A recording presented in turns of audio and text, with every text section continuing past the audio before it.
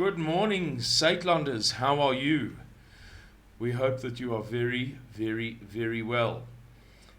Please excuse any noise from outside. It's not going to be the rooster. Well, we hope it's not going to be the rooster, but it is likely to be the puppies. I've gotten rid of four of them actually, and I'm left with the two that I wanted. But the one hasn't been collected or delivered. We're still debating how we're going to do it, whether it's going to be a delivery or a collection or a meet halfway. So I've got three of them, and one of them is particularly noisy. But she's adorable. Oi, she's lovely. Guys, I want to talk to you today about inflation. As you know, we have been talking for about 2 years and 3 months since a meeting convened in Orania by Eric Bornman, who many of you know, on the last day of August of 2 years ago. And excuse my cracked and chipped cup, and you can see it's lost half its writing, but it's my favorite mug,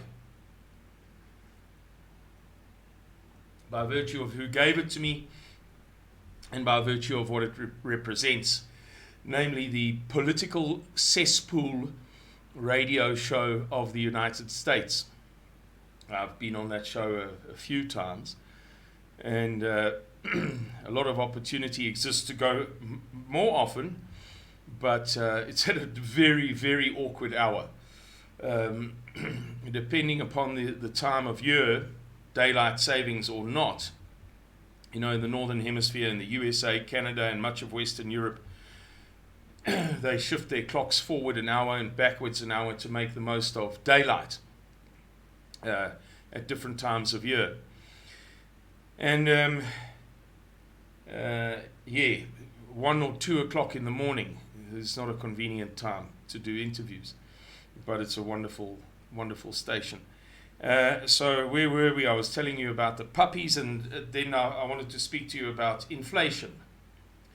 And I said that we've been speaking about this for about 2 years and 3 months, 2 years and 4 months now. It's a very difficult thing to pretend to be, or to represent the subject of economic crisis if you are not an economist. Why should anybody believe me? And there are 2 reasons. The first one is that what we say, Londoners, what I say about inflation, about economic crisis, about engineered economic crises, about manufactured supply chain shortages and so on, comes from better sources than me, the best sources in the world. We do phenomenal amounts of research into this.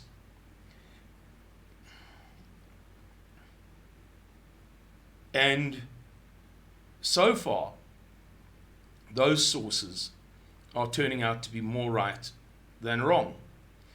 The other reason why you should perhaps believe what we have to say is because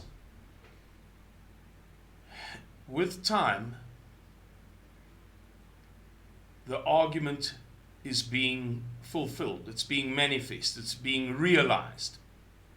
And the argument that we've been making for about 2 years is that the enormous debt load of the world and 3 or 4 fallacies in the global economic system mean that there must inevitably be a sort of a terminal crisis, an absolute cataclysm. Some of those things are to do with fractional reserve banking. Some are to do with the reserve banking system. A lot of it is to do with the artificial wealth of the USA, which is predicated upon the petrodollar and the I've just said a blank,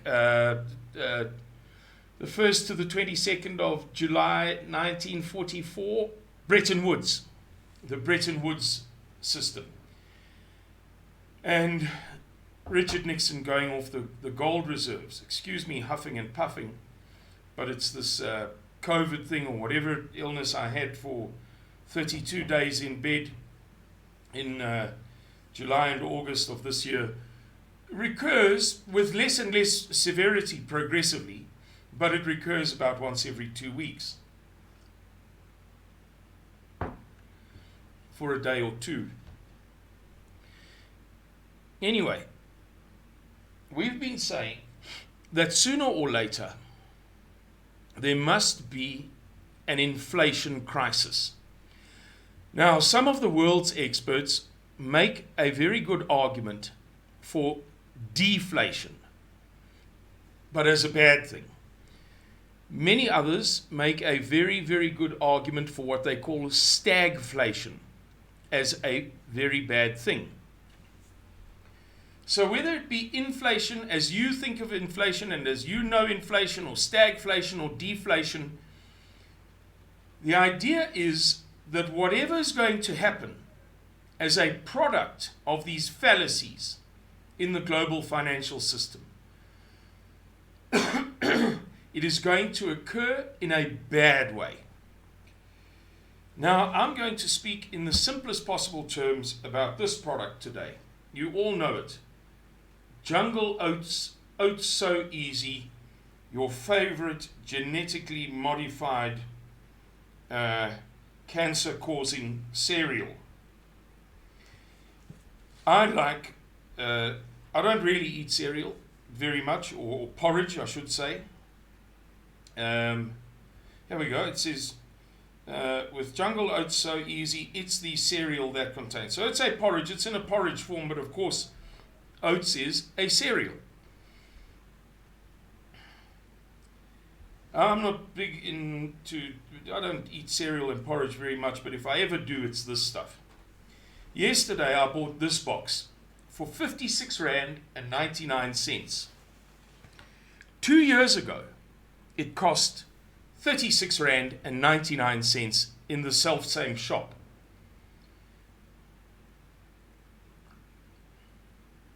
Excuse me. It so happened that I went across the road to another shop and noticed it on the shelf. Same thing. I thought, oh, I wonder how much they charge. Knowing my luck, it'll be cheaper, and I'll have, wasted money by buying at the wrong place, by not seeking the best price.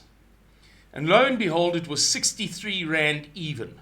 63 Rand even, as opposed to 57, and as opposed to 36.99 or 37 2 years ago. Many of you will not need any lecture on the increase in prices, which is how inflation is experienced, although that's not what inflation means at all. At all.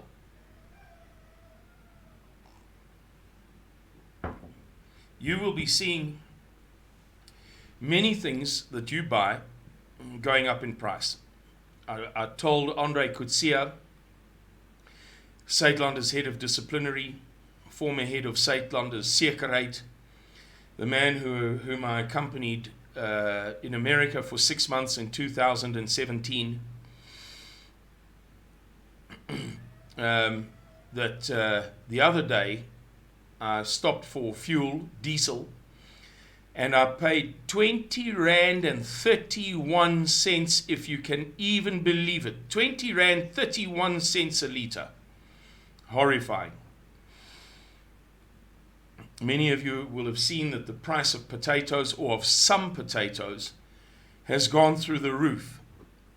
It's just quite remarkable.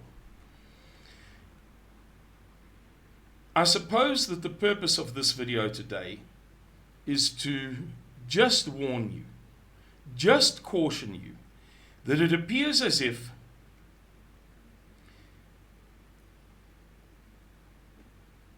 an inflationary crisis is engulfing much of the world. And there will be nothing, absolutely nothing, that anybody can do about it.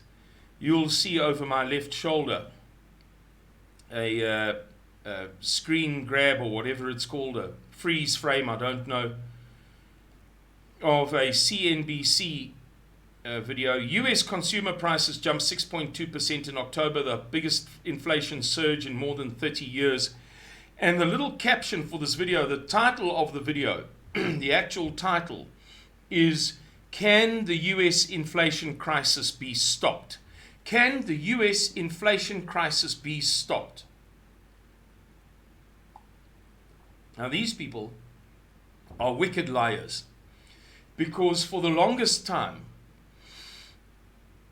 in spite of all of the evidence to the contrary, they supported and endorsed the lies of the Federal Reserve banks and of the US Treasury in the USA,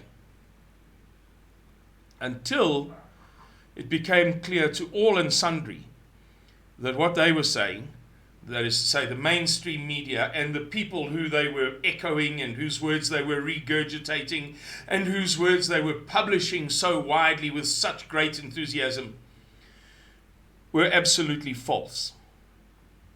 Now they are reluctantly having to tell the truth, but when I say reluctantly, they're talking about year-on-year price increases.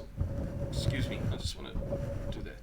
They're talking about year-on-year price increases of 6.2%, and some mainstream sources are confessing that it's around about 7%, whereas we know it is proven, it is empirically demonstrated, that's the correct term, empirically demonstrated or proven with facts, figures, data, statistics, that the lowest possible rate of inflation in the USA at the moment, and you can look this up, you can go and see John Williams' shadow stats, it's very easy to find, John Williams' shadow stats, that the minimum inflation rate in the USA, the minimum possible, if you give every benefit of the doubt, if you bend the truth in favor of the mainstream narrative, wherever you can bend the truth, wherever it possesses some pliability, the minimum possible rate of inflation in the United States of America is 16%. But a more likely number is 27%. I made a video some time back in which I described to you that the average residential dwelling had gone up in price. When I say the average, across the full spectrum, urban, suburban, rural, the whole lot, no matter where, whether it was a flat or an apartment or a simplex or a duplex, or the average residential dwelling's price had gone up by 21% over the previous year. I think I did the video roughly 6 months ago, 7-8 months ago perhaps. And that was a phenomenal number. This morning I watched a video by a very, very top guy. His name is Stephen von Meter. Stephen von Meter, in which he revealed that the accepted number is now 25%. Up to what date? I don't know. Today is the 28th of December.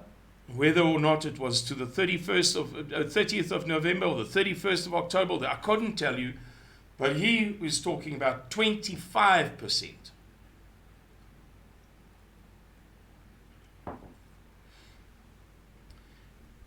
And it's only going to get worse, ladies and gentlemen. I warn you, I caution you, that right across the world, The greatest minds are warning that there must be a financial cataclysm. It is utterly unavoidable. And one of the symptoms of that financial cataclysm will be some sort of inflationary phenomenon. In South Africa, we have special reason to be concerned because so many people in South Africa are dependent upon small social grants, tiny social grants to survive. So many, roughly 20 million, something beneath 20 million.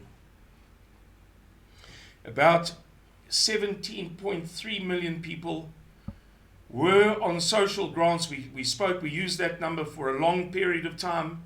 Over the past year and a half to 2 years, the COVID period roughly, that number increased. Then it pulled back a little bit. Then some special grants were extended. And so the number is, give or take, 20 million, 19.5 million, 19 million, something of that order, because so many people receive those grants and then use them for others.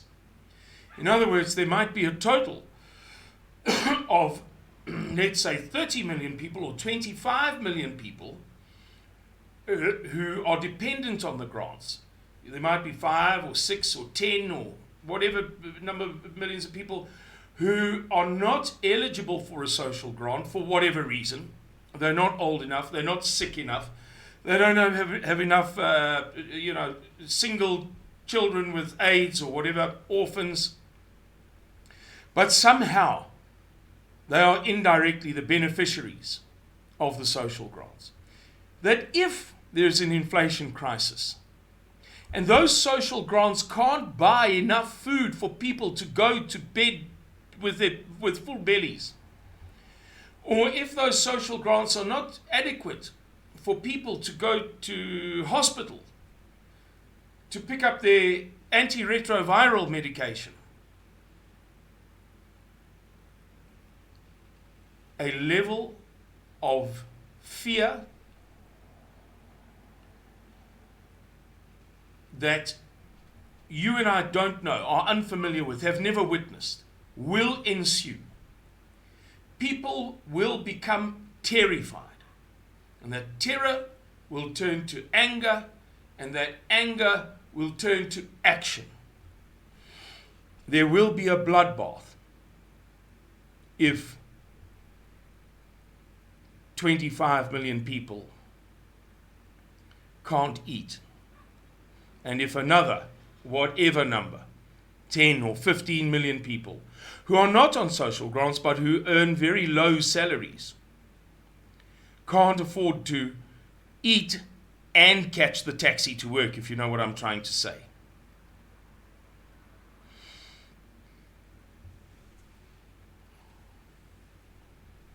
And it appears as if that event is beginning to take place.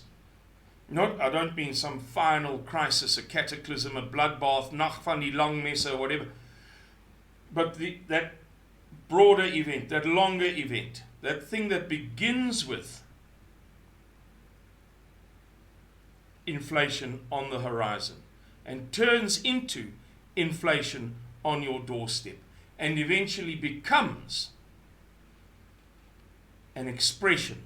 It becomes expressed in fear and anger and resentment and retaliation and theft and robbery and murder.